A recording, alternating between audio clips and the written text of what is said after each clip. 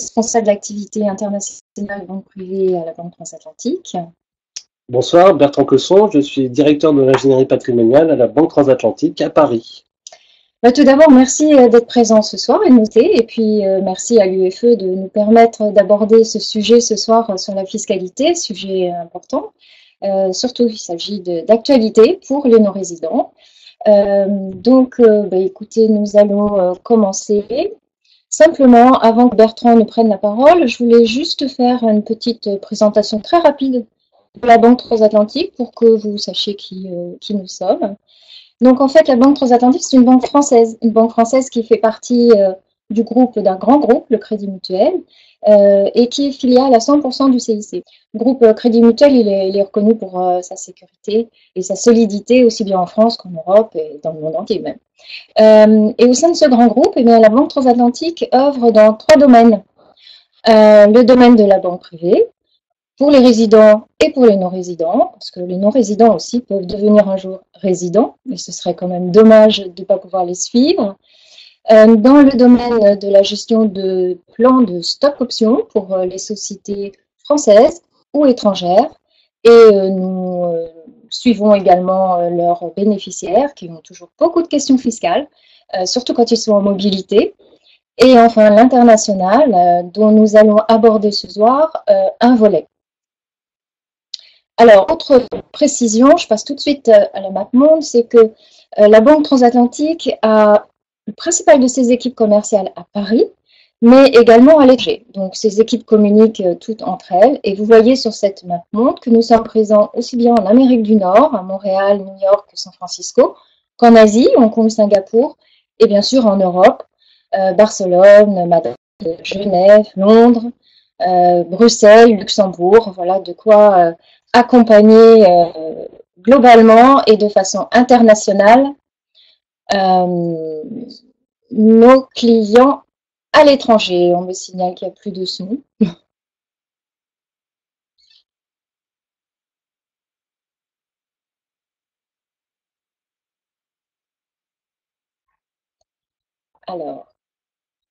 Alors, bon, puisqu'il n'y a plus de son, eh bien, on va avancer le slide et vous pouvez voir. Voilà, donc ça sert à rien. On n'entend rien, on ne voit rien. Alors, donc, on a eu un petit problème de son, je suis désolée, ben voilà, c'est le problème du direct, on se croirait à la télé, c'est super. Donc j'étais juste en train de vous dire que ces équipes commerciales qui sont aux 4 coins du monde communiquent entre elles tous les jours pour pouvoir accompagner au mieux nos clients, aussi bien sur toutes les problématiques que vous pouvez voir là à l'écran, patrimoniales, fiscales et autres, que un peu moins patrimoniales ou bancaires comme couverture médicale ou plein d'autres choses. Je vais laisser maintenant la parole, parce que j'ai beaucoup parlé, à Bertrand, et puis vous aurez la possibilité de poser vos questions à la fin. N'hésitez pas, si jamais on ne peut pas répondre à tout, laissez vos coordonnées pour qu'on puisse vous rappeler aussitôt possible. Merci. Merci Nick. Donc rebonjour à tous. Donc on va commencer cette partie fiscale. J'ai prévu en une quinzaine de minutes après 2 grandes parties. La première sur l'impôt sur le revenu et la deuxième sur l'IFI, le nouvel impôt sur la fortune immobilière dont le délai déclaratif expire demain. Donc le premier point en matière d'impôt sur le revenu, donc la première page, c'est un petit rappel en matière de barème de l'impôt sur le revenu, à la fois pour les résidents et les non-résidents. Donc il n'y a pas eu de modification extraordinaire au niveau du barème sur les revenus 2017. On a juste augmenté les tranches de 1%. On n'a pas changé les taux d'imposition. Donc en gros, pour un non-résident qui est imposé sur ses revenus de source française au barème de l'impôt sur le revenu, il va être fiscalisé, comme vous pouvez le voir à l'écran, avec un premier taux d'imposition à 14%. Et s'il a des revenus importants, au-delà d'environ 154 000 €, il sera à 45% de taux d'imposition. Donc ça s'applique qu'on soit à la limite résident ou non résident. Par contre, vous le savez sans doute, spécificité pour les non-résidents, c'est d'avoir un taux minimum d'imposition sur les revenus de source française soumis au barème avec un taux minimum de 20% de fiscalité. Ça veut dire que si on a des revenus assez faibles, il faut en effet avoir en mémoire que ce taux minimum d'imposition va pouvoir s'appliquer. Alors la grande réforme, en fait, elle n'était pas en 2017 ni directement en 2018, même si on va voir que pour l'année blanche, vous pouvez avoir quand même des incidences de l'année 2018 avant l'entrée en vigueur en fait du prélèvement à la source de l'impôt sur le revenu. Donc ça, en effet, c'est la grande réforme fiscale en France en matière d'impôt sur le revenu. Donc ça avait été déjà voté dans un premier temps il y a environ un an et demi.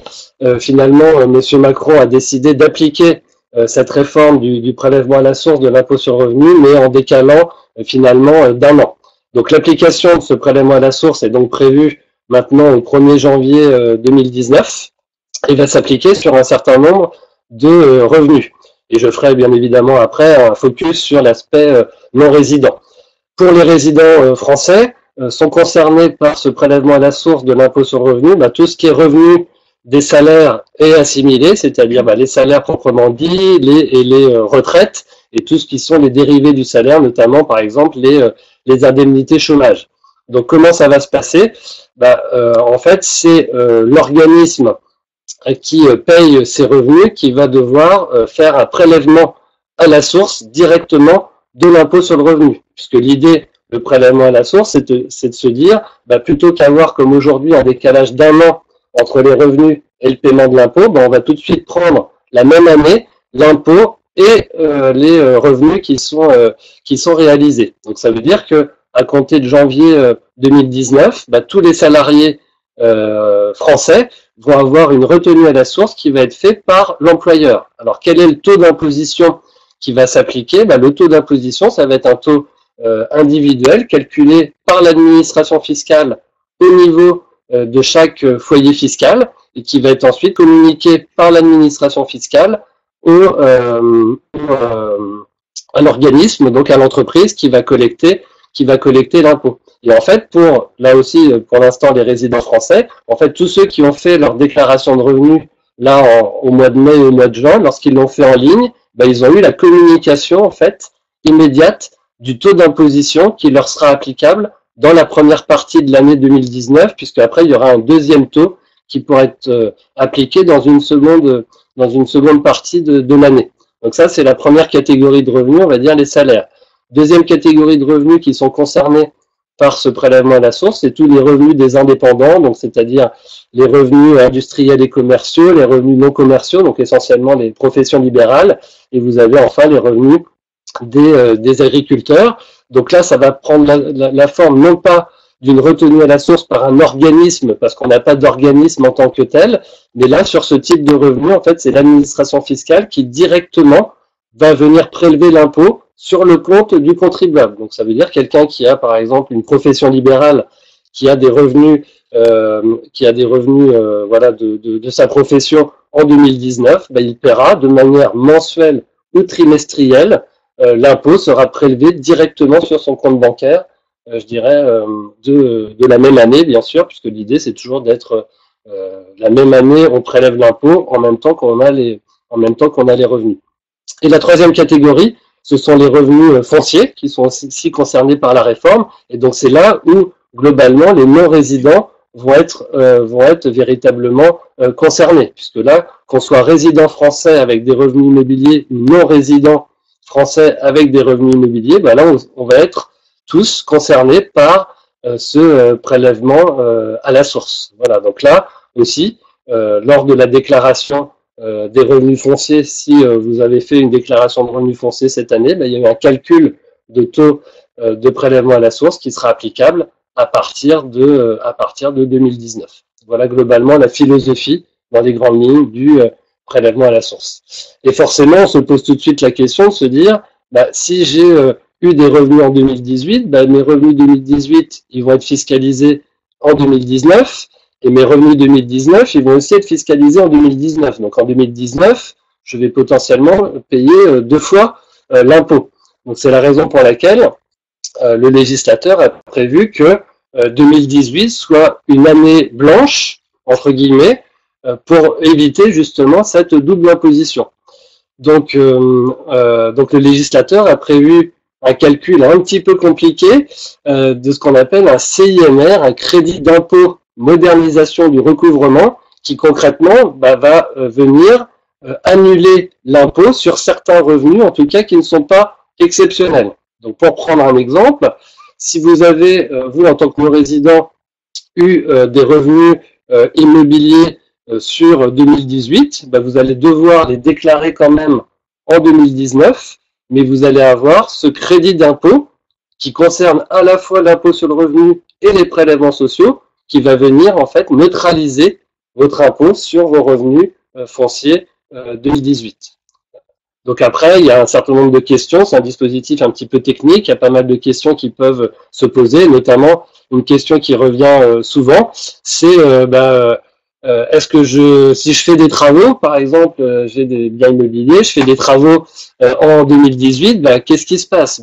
Là, clairement, si vous faites, entre guillemets, des petits travaux, c'est-à-dire des travaux qui vont être inférieurs à vos loyers imposables, c'est vrai que fiscalement, ces travaux ne vont pas pouvoir s'imputer enfin, il n'y a pas de matière, puisque les loyers n'étant pas taxables, c'est vrai que d'une certaine façon, vous allez perdre fiscalement, potentiellement, tout ou partie des travaux que vous allez réaliser en 2018. Donc l'autre réforme importante qu'on a eue en fin d'année dernière, applicable en 2018, c'est ce qu'on a appelé le prélèvement forfaitaire unique, donc là qui concerne essentiellement cette fois les revenus financiers, à la fois des résidents et des non-résidents. Donc tout ça s'applique à compter des revenus perçus à compter du 1er janvier 2018. Donc tous les revenus qui ont été perçus en 2017 ne sont pas concernés par cette réforme. Et c'est vrai que dans le tableau que vous voyez, on a essayé de synthétiser un petit peu l'impact pour les non-résidents. Et globalement, si on simplifie, l'impact, il est surtout en matière de dividendes pour les non-résidents. Pour juste un petit rappel, donc pour les résidents français, ce taux forfaitaire unique d'imposition revient à taxer à 30% tous les revenus financiers, c'est-à-dire les intérêts, les dividendes, les plus-values de cession de valeur mobilière, sachant que les 30% sont composés de 12,8% d'impôt sur le revenu et de 17,2% de prélèvements sociaux. Donc là, les 30%, c'est pour les résidents français. Vous êtes non-résident, vous avez par exemple des dividendes de source française. Jusqu'à aujourd'hui, les dividendes de source française, donc vous percevez des dividendes d'une société qui est basée en France, votre taux d'imposition, globalement, vous pouviez avoir 3 taux d'imposition. Le premier taux d'imposition, c'était 30% quand on est résident hors Union européenne. Le deuxième taux d'imposition, c'est 21% quand on est dans l'Union européenne. Et en général, par le jeu des conventions fiscales, lorsqu'il y a une convention fiscale entre la France et votre pays de résidence, vous aviez un taux d'imposition de 15%, moyennant bien sûr le fait de remplir les formalités prévues par la convention fiscale, pour, vous voyez, descendre de 30 à 15% ou de 21 à 15%. Donc il y avait quand même une gymnastique fiscale à faire. Donc ça, c'était jusqu'en 2017. À compter de 2018, c'est vrai que c'est quand même une bonne nouvelle pour les dividendes perçus par les non-résidents, c'est que le taux maintenant devient 12,8%, donc on voit qu'on est moins que 30, moins que 21 et même moins que les 15% dans le cadre de la plupart des conventions fiscales, donc le taux d'imposition diminue. Et la deuxième bonne nouvelle, c'est que comme c'est un taux de droit commun, on n'a plus besoin forcément d'appliquer la convention fiscale pour avoir ce taux de 12,8%, parce que c'est le taux ordinaire, donc ça veut dire que toutes les formalités fiscales à remplir un certain nombre d'imprimés que vous connaissiez, si vous êtes concerné par les dividendes de source française, tout ça est vraiment simplifié. Globalement, il suffira d'avoir une attestation de non-résidence au titre de l'année pour que l'établissement financier, la Banque transatlantique par exemple, applique les 12,8% d'impôt sur le revenu sur vos dividendes. C'est beaucoup plus simple. C'est beaucoup plus simple et le taux d'imposition est plus faible. Évidemment, vous le savez, pour rappel, les non-résidents ne sont jamais soumis aux prélèvements sociaux sur leurs revenus financiers. Ils peuvent l'être sur l'immobilier, mais jamais sur le financier. Voilà. Alors là, c'est un tout petit peu plus technique parce que évidemment, c'est globalement plus simple le prélèvement forfaitaire unique, à quelques exceptions près, et notamment en matière d'assurance vie, ça peut être un petit peu plus compliqué puisque le prélèvement forfaitaire unique s'applique à l'assurance vie, mais s'applique uniquement pour les nouvelles primes versées à compter du 27 septembre 2017. Ça veut dire que sur un contrat d'assurance vie, tout ce qui a été versé jusqu'au 26 septembre 2017, il est soumis à l'ancienne fiscalité, où globalement, on avait un délai de 4 ans, un délai de 8 ans, là aussi sous réserve des conventions fiscales internationales qui pouvaient en général diminuer ce taux d'imposition. Donc là, on a ça, c'est toujours maintenu. Par contre, si on fait des nouveaux versements sur des anciens contrats ou si on souscrit un nouveau contrat d'assurance vie, on sera à la flat tax. Et la flat tax signifie que vous allez avoir 12,8% sans considération maintenant de délai de détention. Donc les délais qu'on connaissait à 4 ans, à 8 ans, ne sont plus véritables, enfin voilà, n'ont plus vraiment d'objet, surtout qu'en tant que non-résident, vous le savez, vous n'êtes pas, vous ne bénéficiez pas du petit abattement qu'on avait au-delà de 8 ans, et cet abattement, il est conservé, mais vous, en tant que il est conservé pour les résidents français. Par contre, les non-résidents ne sont pas, voilà, les non-résidents ne peuvent pas en bénéficier. Donc, globalement, vous voyez, pour vous, c'est soit sur les anciens contrats 35-15, 7,5 ou l'application du taux de la convention s'il est plus sympathique, et pour les nouvelles primes, en cas de rachat, globalement 12,8%, sauf là aussi, taux plus sympathique de la convention fiscale entre la France et votre état de résidence. Voilà globalement ce que je voulais vous dire d'actualité en matière d'impôt sur le revenu. Et puis le deuxième gros sujet d'actualité, c'est en matière bien évidemment d'IFI, impôt sur la fortune immobilière qui est venu remplacer le fameux ISF, applicable jusqu'en 2017. Et c'est vrai que c'est une réforme vraiment en profondeur puisqu'on a supprimé l'ISF et créé un nouvel impôt, ce qui veut dire qu'on a réécrit entièrement le texte d'un nouvel impôt, et on est d'autant plus dans l'actualité pour deux raisons. La première, je vous l'ai dit tout à l'heure, le délai déclaratif pour l'IFI finalement a été un petit peu rallongé, et on a jusqu'à demain finalement pour faire les déclarations, et on a eu une petite instruction fiscale de vendredi soir qui fait la modique somme de 315 pages et qui est venue justement commenter ce nouveau dispositif. Donc forcément, voilà, ça fait beaucoup de choses à lire avec éventuellement des prises de position d'ici demain. La réforme, en tout cas dans son ensemble, l'IFI est quand même un cousin germain, si je puis dire, de l'ISF, puisque globalement, il garde les mêmes principes d'annualité, le même barème d'imposition, le même seuil d'imposition à 1,3 million d'euros de patrimoine net imposable, et puis un certain nombre de dispositions qui restent spécifiques, comme on le voit sur les slides, notamment la réduction ISF ou IFI pour don qui est maintenue, et l'abattement de 30% pour la résidence principale, mais évidemment plus pour les résidents, puisque vous, en tant que non-résident, vous n'avez plus de résidence principale en France en principe. Par contre, ce qui change pour les résidents et les non-résidents, c'est justement la définition de ce qu'est un actif immobilier. Donc, on ne taxe maintenant plus que l'immobilier. Donc, finalement, vous étiez non-résident, donc vous n'aviez déjà pas d'ISF globalement sur votre patrimoine financier. Vous aviez de l'ISF que sur votre patrimoine immobilier. Donc, on pourrait se dire, le premier réflexe, c'est de se dire, ça ne va pas changer grand-chose pour les non-résidents. Alors, c'est vrai et c'est pas vrai, parce que dans la notion d'actif imposable, on a une notion beaucoup plus extensive qu'on l'avait en matière d'ISF. Et notamment, je vous donne un exemple parmi d'autres, c'est que donc c'est non seulement l'immobilier en direct, mais c'est bien évidemment tout ce qui est immobilier en France détenu par des sociétés, qu'elles soient françaises ou éventuellement étrangères, mais c'est également la pierre papier qui peut être intégrée dans l'IFI. Donc si vous avez des parts de SCPI ou éventuellement des contrats d'assurance vie avec des unités de compte immobilières, vous pouvez aussi rentrer dans l'IFI, là aussi, sauf si la convention fiscale entre la France et le pays de résidence exclut un certain nombre de biens de l'IFI.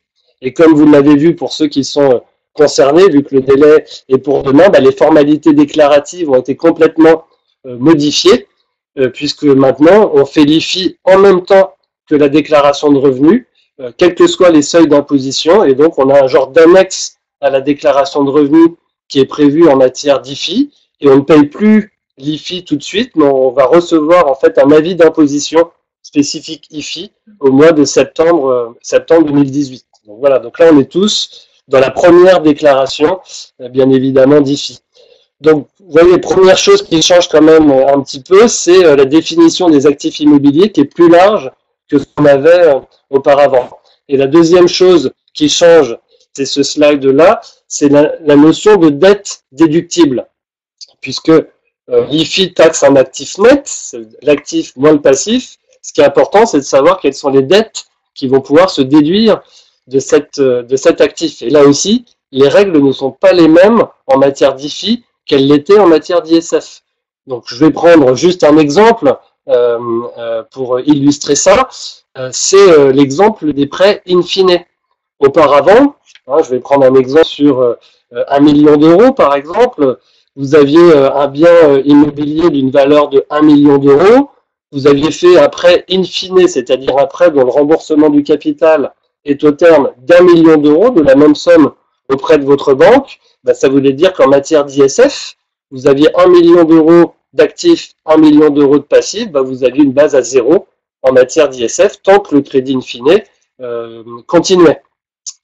Et là, en matière d'IFI, c'est plus la même chose et ça s'applique y compris aux in fine qui ont déjà été souscrits. Si au 1er janvier 2018, vous aviez un in fine qui avait une durée de 5 ans sur les 10 années globales du prêt que vous aviez souscrit, et désormais, on va pouvoir plus prendre que 50% de la dette IFI. Donc si je reprends mon petit exemple, avec un prêt qui a une durée de 5 ans sur 10, au 1er janvier 2018, vous aurez toujours votre actif à 1 million d'euros. Par contre, en matière de passif déductible, vous n'aurez plus que 500 000 euros. Donc, vous voyez, donc si vous n'avez que ça, vous êtes toujours en dessous du seuil d'1,3 million. Mais si vous avez d'autres actifs, ça peut parfois, nous on a certains clients qui rentrent finalement dans l'IFI, non résidents, ils rentrent dans l'IFI alors qu'auparavant ils n'étaient pas dans l'ISF. Donc c'est là où il faut faire attention parce que c'est en effet un texte technique, il faut quand même aussi justifier les 315 pages d'instruction fiscale. Ça peut être vrai aussi dans le cadre de renégociation de prêts. On voit beaucoup de renégociations de prêts aujourd'hui présentées aux banques. Si le premier montage qui est demandé en renégociation comporte un prêt in fine, justement dans ce cadre-là, eh bien dans le cadre de la renégociation, il faut faire très attention dans le nouveau montage parce que effectivement, ces conséquences liées à ces changements fiscaux peuvent être très importantes. Tout à fait. Et le dernier point, je conclurai avec ça, cette première partie de présentation, c'est justement quelles sont les bonnes questions à se poser quand on est non résident et qu'on peut peut-être être concerné par l'IFI avec le seuil de 1,3 million d'euros. Donc la première question à se poser, c'est est-ce qu'il y a une convention fiscale entre la France et mon état de résidence? Ça, c'est la première question. Si la réponse est oui, la deuxième question, c'est de se dire, est-ce que cette convention est applicable en matière d'IFI? Le principe, a priori, tel que l'a dit l'administration, l'a écrit l'administration vendredi soir, c'est que normalement, une convention ISF devrait être applicable en matière d'IFI, mais seule une analyse, ils ont mis, seule une analyse au cas par cas permettra de le savoir. Donc, il n'y a pas de principe général. C'est pas parce que j'ai une convention ISF que j'ai forcément une convention IFI. Donc ça, il faut quand même le vérifier. Et puis évidemment, le troisième plan, c'est que prévoit cette convention en matière d'imposition, et notamment, est-ce qu'elle permet à la France de taxer en gros tous les biens immobiliers IFI, ou est-ce qu'au contraire, par exemple, la France n'a le droit de taxer, par exemple, que les sociétés à prépondérance immobilière. Ça veut dire les sociétés qui ont plus de 50% d'actifs immobiliers, ce que prévoit un certain nombre de conventions, ce qui pourrait permettre dans certains cas que des biens ne soient plus finalement à l'IFI par application de cette convention fiscale. voilà en gros ce que je voulais vous dire dans le temps de cette première partie. Et puis on va répondre à un certain nombre de vos questions. Et puis bien évidemment, on pourra aussi, là vous avez un contact pour peut-être les questions plus privées, plus précises que vous pourrez aussi poser à la Banque transatlantique. Oui, donc voilà, donc on a en contact, on a indiqué donc un téléphone, donc le 01 56 88 73 76, et puis un mail qui s'appelle bt contact tout attaché arrobase banque transatlantique tout attaché aussi.com. Alors, on voit qu'il y a quelques questions là, qui se sont présentées. De Thierry, serait-il possible de télécharger la présentation? Elle sera envoyée, la présentation du webinaire sera envoyée dès demain matin aux inscrits. Donc, vous l'aurez sans problème avec tous les détails de chacune de ces pages qui vous ont été présentées tout de suite. Alors, il y avait aussi une question, Bertrand, de Zinc. Je viens d'hériter en France. Oui, alors une question qui est un petit peu précise, mais bon, je ne sais pas si on va la prendre pour tout le monde. En tout cas, je vais vous en résumer peut-être les grands principes. C'est une personne qui a hérité de sa mère d'argent liquide, visiblement, d'assurance vie et de compte en banque et d'immobilier. Et donc, il y a eu visiblement une déclaration de succession en France. Avec des paiements de l'impôt sur les successions en France. Et la question, c'est que la personne, visiblement, est résidente en Allemagne. Est-ce qu'elle doit repayer des impôts en Allemagne? Est-ce qu'il existe une convention entre la France et l'Allemagne en matière de droit de succession? Donc oui, il existe une convention entre la France et l'Allemagne en matière de droit de succession qui est justement là pour éviter les doubles impositions. Donc le principe général, bien évidemment, il faudra se replonger plus précisément dans cette convention, mais le principe général, c'est quand il va certainement falloir redéclarer la succession en Allemagne, mais vous bénéficierez d'un crédit d'impôt correspondant aux droits de succession qui ont déjà été payés en France. Après, ça c'est le principe, mais après il faut en effet faire un distinguo selon les biens financiers, les biens immobiliers, voilà, faire quelque chose de plus précis, mais le principe en général c'est ça. Alors, il y a aussi une question peut-être d'ordre général qui peut intéresser pas mal de personnes. En cas de rachat d'assurance vie, les non-résidents ont-ils une franchise où la taxe s'applique-t-elle dès le premier euro? En cas de rachat d'assurance vie, sur le contrat d'assurance vie, les non-résidents ont-ils une franchise? Ah oui. Alors, c'est ce que je disais rapidement tout à l'heure, c'est qu'en effet, il n'y a pas de franchise pour les non-résidents. C'est-à-dire que même au-delà de 8 ans, vous avez pour les résidents français un petit abattement de 4 600 et 9 200 euros. Il ne s'applique pas pour les non-résidents. Donc là, les non-résidents sont bien taxés dès le premier euro. Il n'y a pas de franchise sur ce point. Ok. Oui, on a aussi une question sur la CSG et les non résidents. Donc comme je le disais tout à l'heure, donc les prélèvements sociaux, hein, la CSG, mais plus globalement les prélèvements sociaux, la CSG en faisant partie, donc s'applique pour les revenus immobiliers et les plus-values immobilières, mais ne s'applique pas pour les revenus financiers. Par contre, en effet, sur la partie immobilière, elle s'applique, hein, que ce soit pour les revenus immobiliers ou les plus-values, et qu'on soit en Europe ou pas en Europe. À une époque, en effet, le texte communautaire, enfin, il y a eu une décision communautaire qui avait retiré à la France le droit d'appliquer les prélèvements sociaux pour les résidents européens, mais la loi a changé, et donc depuis 2015, il y a à nouveau les prélèvements sociaux pour les revenus de source et les plus-values de source immobilière. Alors, il y a aussi j'ai vu passer une question qui demandait si nous faisions des crédits pour les non-résidents fiscaux. Alors oui, les dossiers de crédit de non-résidents fiscaux s'étudient absolument, il n'y a aucun problème. c'est même une activité assez dense, on peut dire aujourd'hui. Donc simplement, on est un peu plus regardant sur les documents à fournir, mais ça se fait sans aucun problème. Voilà. Donc il y a aussi une autre question la fiscale, visiblement, sur l'imposition des retraites. Où les retraites sont-elles taxées? Et ben là, pour le coup, il va falloir déjà savoir si c'est une retraite de source privée ou une retraite de source publique. Et puis ensuite, il va falloir regarder la convention fiscale entre la France, qui est souvent l'état de la source, et évidemment votre pays de résidence. Le principe global, c'est que les retraites de source publique, hein, donc liées à un emploi public, sont toujours taxées en France, même si on est non résident. Par contre, les retraites de source privée peuvent, dans certains cas, même parfois dans la majorité des cas, être taxées uniquement dans l'état de résidence et pas en France.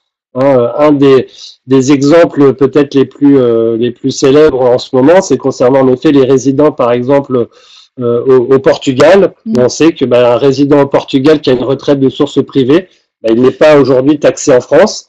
Et s'il bénéficie du régime de faveur au Portugal, il n'est pas aussi taxé au Portugal pendant une certaine durée. Alors, une question pour savoir si on est présent en Italie. Alors, nous ne sommes pas présents en Italie. En revanche, on a beaucoup de clients en Italie, puisque nos clients sont un peu partout dans le monde et on les gère de Paris sans aucun problème. La distance n'a aucun... ce n'est pas un sujet pour nous. Alors, je vois aussi une question sur le prélèvement à la source, et notamment, je vois une question de Véronique sur comment récupérer le prélèvement à la source. Alors là, je ne sais pas si la question est générale, sur quel type exactement de revenus ça se passe, mais en tout cas, par rapport au nouveau régime, si c'est dans le nouveau régime du prélèvement à la source, de toute façon, il y aura toujours une déclaration qui sera à faire l'année d'après, et donc il y aura une régularisation du prélèvement à la source qui sera faite. Si la question est le prélèvement à la source concernant par exemple une distribution de dividendes telle que je le voyais tout à l'heure, par exemple si sur 2017 vous étiez hors Union européenne, vous avez eu un prélèvement à la source par exemple de 30%, et la convention prévoit 15% de taux d'imposition, c'est là où vous devez faire les formalités déclaratives prévues par la Convention pour récupérer l'excédent de prélèvement à la source qui a été pris en France, et donc de passer de 30 à 15% si la Convention prévoit le taux d'imposition de 15%. Alors ensuite...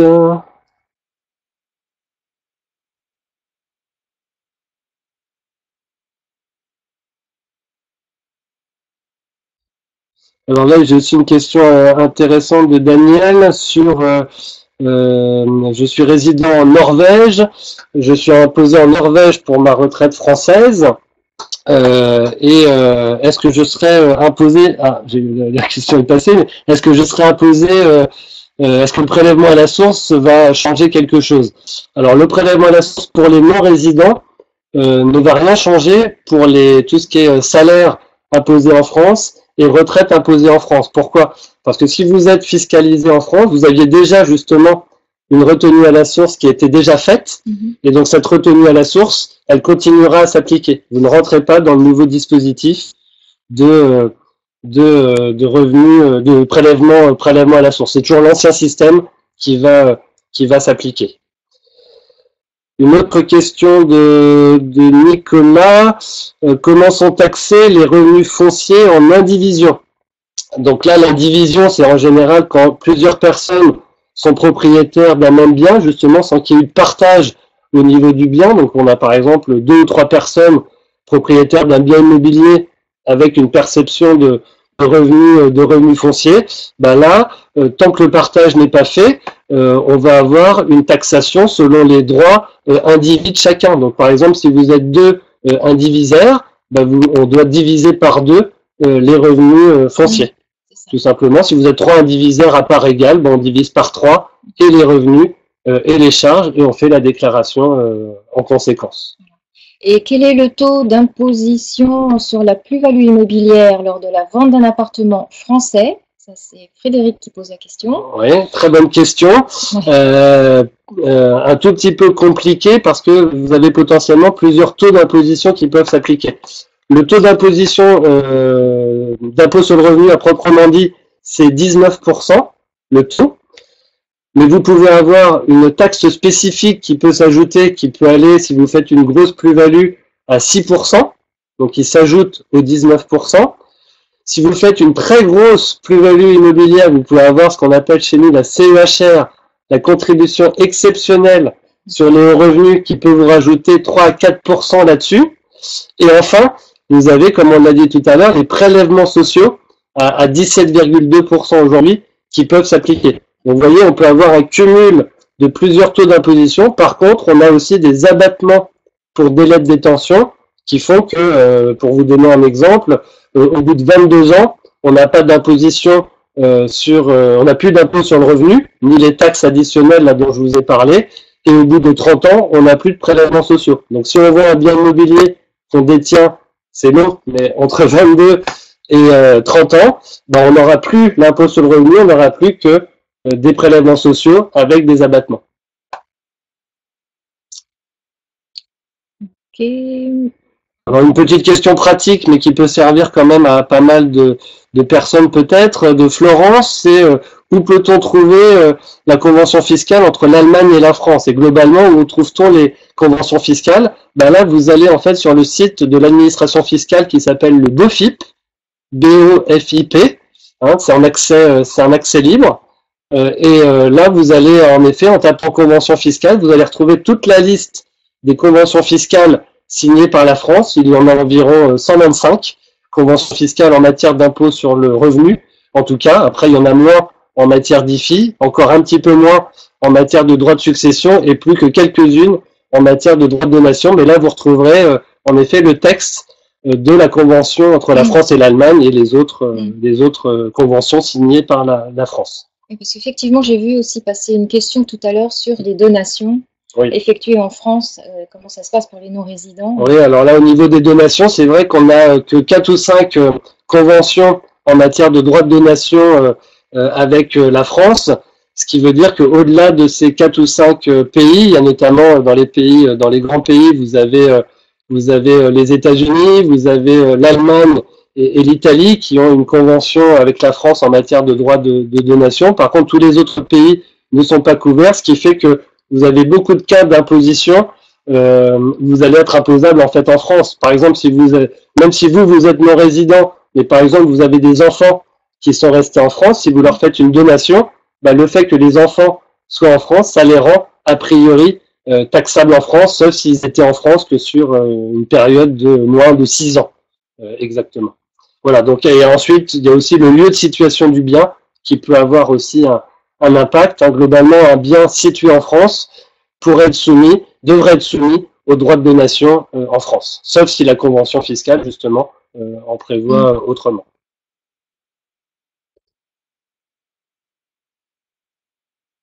Donc on est en train de voir si on trouve d'autres...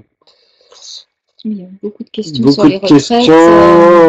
Là, on voit une question sur les donations. Et puis oui, on peut dire peut-être quelques mots. Visiblement, j'ai une question sur un petit peu de donation et puis surtout aussi le démembrement de propriété, peut-être en matière d'IFI, si je comprends bien, par rapport à la déclaration de la valeur du bien. Donc par Jacques-Henri qui pose la question. Bah, c'est vrai que le principe au niveau de l'IFI, en cas de démembrement d'un bien, donc c'est-à-dire qu'il y a une personne qui a l'usufruit, l'autre personne qui a la nue propriété, bah, le principe à l'IFI reste le même que le principe en matière d'ISF, c'est que c'est globalement l'usufruitier qui doit déclarer le bien pour 100% de la valeur. On a juste une disposition un petit peu nouvelle IFI par rapport à l'ISF, c'est uniquement lorsque vous avez une succession et que l'usufruitier, le conjoint survivant, bénéficie de l'usufruit légal de la succession, où là on peut avoir un partage d'imposition entre usufruitier et nu propriétaire. Mais sinon, globalement, au-delà de ce cas, c'est le principe, c'est déclaration à l'IFI par l'usufruitier. Peut-être encore quelques questions si on en trouve. mieux être frontalier.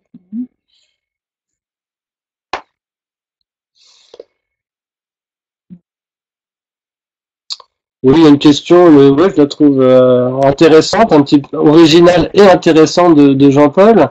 Pour investir visiblement dans l'immobilier, par exemple, vaut-il mieux être frontalier? Non, parce que de toute façon, si on est résident, si on est non résident, comme on l'a vu, de toute façon, on applique globalement l'impôt sur le revenu, les prélèvements sociaux, je dirais, comme un non résident. Et c'est vrai que frontalier, ça veut dire qu'on est voilà, on est fiscalisé globalement dans son état de résidence, y compris sur la partie revenu qui sera éventuellement effectuée à l'étranger. C'est ça, à ma connaissance, le statut de frontalier. Donc, en tout cas, pour un investissement immobilier direct, en tout cas en matière de revenus et de plus-value, à ma connaissance, ça ne change rien. Par contre, on peut avoir évidemment des changements en matière de réduction d'impôt sur le revenu, puisque pour avoir des réductions d'impôt sur le revenu, en général, il faut être résident français. Donc, si on est non résident français, on ne bénéficie plus des réductions d'impôt. Donc là, en effet, là, on peut regarder éventuellement en fonction du statut frontalier si ça peut être plus intéressant ou pas en matière de réduction d'impôt sur le revenu.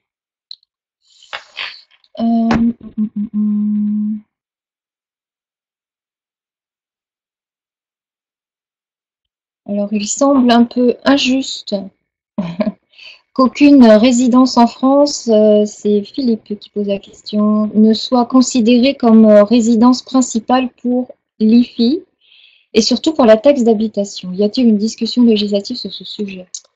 Non, c'est vrai que c'est des questions qui reviennent assez souvent, mais c'est vrai qu'aujourd'hui, la position du législateur et de l'administration fiscale, c'est de dire que dès lors que vous êtes non résident, vous n'avez plus en effet de résidence principale en France. Alors c'est vrai qu'on n'a pas forcément que des questions sur la taxe d'habitation, on a plus souvent nous des questions en matière de plus-value immobilière. Donc c'est plus le cas de gens qui qui deviendraient expatriés pour aller travailler à l'étranger, qui se posent la question est-ce qu'on vend ou pas la résidence principale? C'est vrai que si on veut bénéficier à plein de l'exonération d'impôt sur la plus-value, il vaudrait mieux vendre la résidence principale avant de quitter la France, puisque une fois qu'on a quitté la France, elle n'est plus la résidence principale et donc on pourrait perdre l'exonération de plus-value.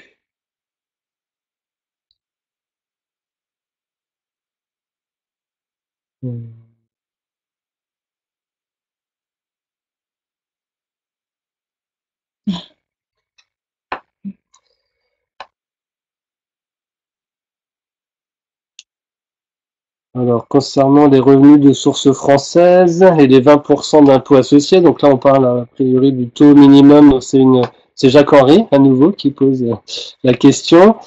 Cela concerne-t-il les salaires versés en France, travailleurs détachés par l'entreprise? Disons que oui, si vous êtes non résident fiscal de France, mais que vous continuez à travailler en France, donc vous avez des revenus de source française, votre salaire est de source française. Donc comme il est lié à une activité en France, vous êtes taxable en France.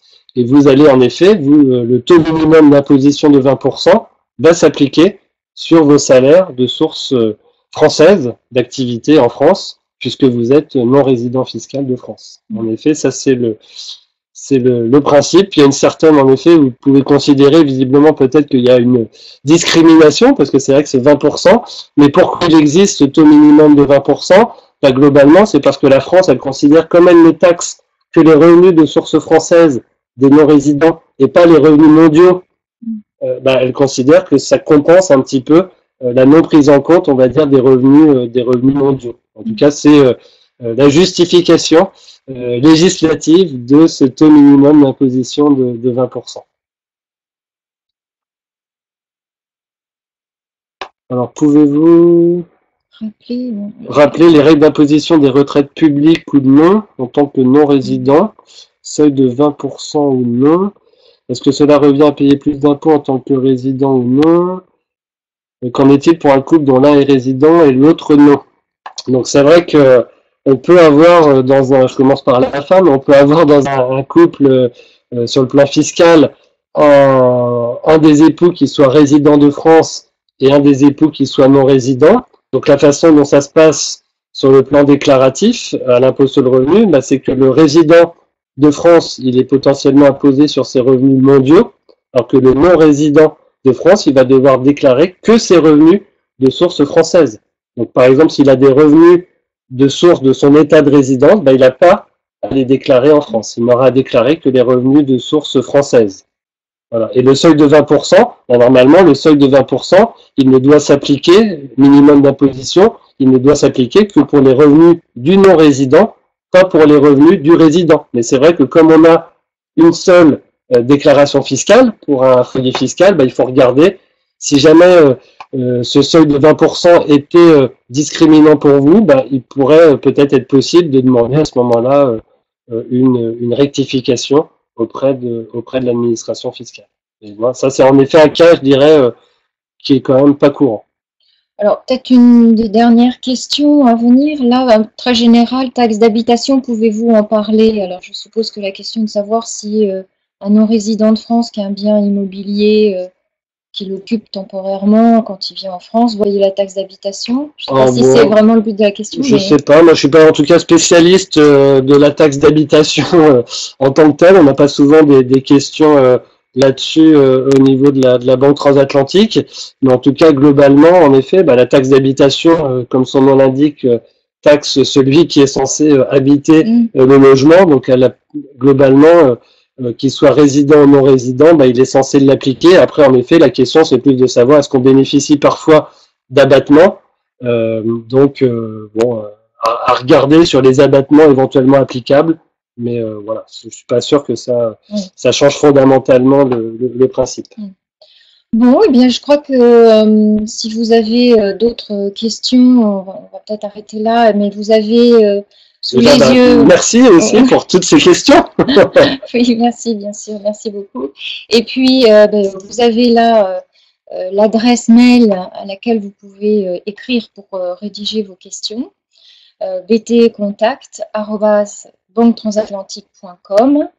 Vous avez également une ligne téléphonique, donc de l'étranger, c'est le 33 pour la France, 1 56 88 73 76. Voilà, merci beaucoup pour cette participation très active et nous vous souhaitons une bonne soirée. Bonne soirée, merci à vous.